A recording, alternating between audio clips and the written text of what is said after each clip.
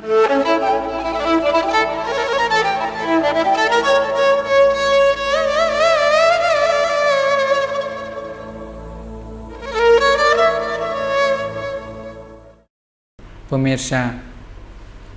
Ayus TV yang dirahmati oleh Allah Subhanahu wa taala.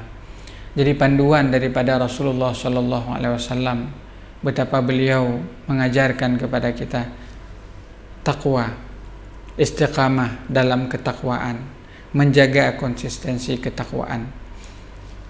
Imam An-Nawawi yang wafat pada tahun 676 Hijriah menyebutkan bahwa kata-kata takwa yang kemudian dijelaskan oleh para ulama lain, takwa adalah kalimatun jami'ah, sebuah kata ucapan yang di sana mencakup berbagai makna kebaikan.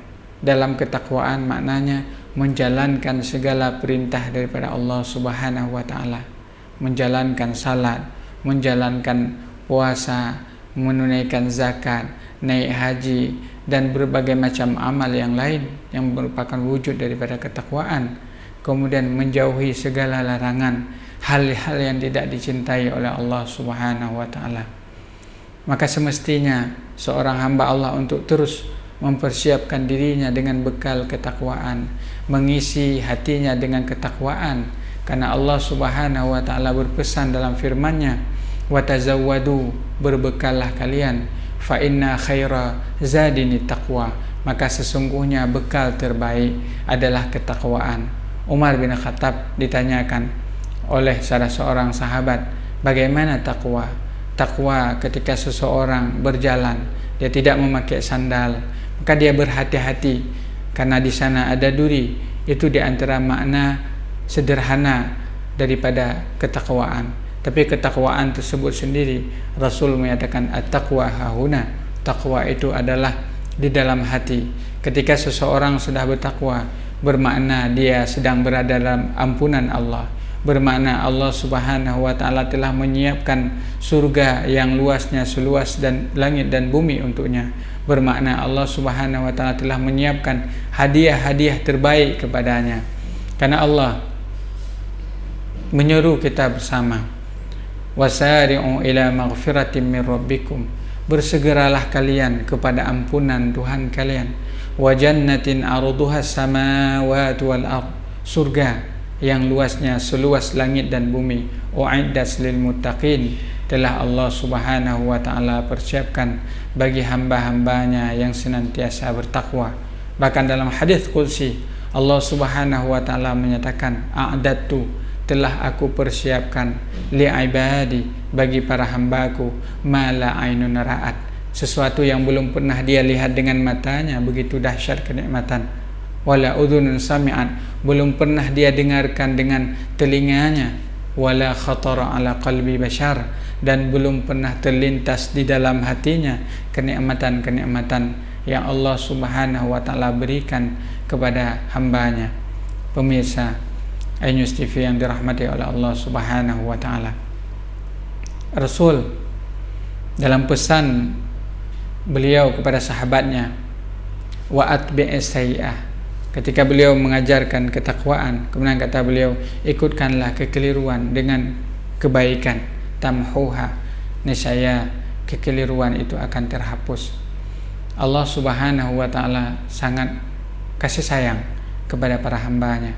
Satu amalan kebaikan yang kita lakukan, man jaa bil hasanah falahu asyru amsalihha, barang siapa yang melakukan satu kebaikan, Allah akan balas 10.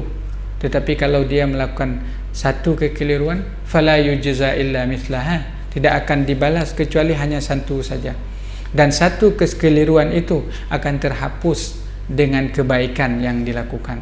Jadi Masya Allah, begitu luas karunia Allah Subhanahu wa ta'ala, begitu luas kasih sayang Allah Ta'ala kepada kita. Jadi mengikutkan kekeliruan dengan kebaikan. Kemudian Rasul menyatakan, wa khaliqin nasa bi khuluqin hasan, berinteraksilah dengan manusia dengan akhlak yang baik. Akhlak yang baik adalah perwujudan daripada ucapan tibul kalam, ucapan-ucapan yang baik, kata-kata yang baik, perbuatan yang baik. Karena Rasulullah Shallallahu Alaihi Wasallam menyatakan seorang muslim yang baik adalah man salimal muslimuna, orang yang selamat muslim yang lain min lisani, daripada lisannya, wa yadihi, dan daripada tangannya, dan daripada tindakannya. Maka ketika kita menjadi seorang muslim, seorang mukmin yang baik, kita menjaga lisan, kita menatanya, memperbanyak kata-kata yang baik, memperbanyak ucapan-ucapan yang baik, memperbanyak hal-hal yang baik, dan kita senang dengan kebaikan-kebaikan, karena Allah Subhanahu wa Ta'ala menganjurkan kita demikian. Pemirsa News TV yang dirahmati oleh Allah Subhanahu wa Ta'ala, kita bersyukur atas nikmat yang diberikan oleh Allah Subhanahu wa Ta'ala. Maka seyogianya kita isi, kita bentuk daripada kesyukuran kita kepada Allah Subhanahu wa Ta'ala adalah dengan menjaga lisan kita, karena itu merupakan syukur kita kepada Allah Subhanahu wa Ta'ala. Lisan kita perbanyak baca Al-Quran, perbanyak kata-kata yang baik. Kemudian pandangan mata kita perbanyak lihat hal-hal yang semestinya kita lihat, hal-hal yang dicintai oleh Allah, membaca Al-Quran. Karena Rasulullah Shallallahu Alaihi Wasallam menyatakan, Iqra'ul Quran, bacalah Al-Quran, fa innahu ya'ti yaumal qiyamah, sesungguhnya Al-Quran akan datang pada hari kiamat menjadi syafaat bagi orang yang membacanya. Kemudian kita menyempurnakan ibadah, melaksanakan ibadah dengan segenap kasih sayang, dengan segenap kemampuan yang kita miliki. Bukankah Rasulullah Shallallahu Alaihi Wasallam figul maksum, beliau beribadah kepada Allah sehingga dalam riwayat disebutkan hatta tawarramat qadamah, sehingga kaki beliau itu bengkak, pecah-pecah. Istri beliau Sayyidah Aisyah bertanya, ya Rasulullah, lima fa'alta, untuk apa ini semua wahai Rasulullah? Bukankah Allah Subhanahu wa Ta'ala telah mengampuni dosamu yang telah lalu, telah mengampuni dosamu yang akan datang kalau engkau keliru? Tapi beliau maksum sallallahu alaihi wasallam.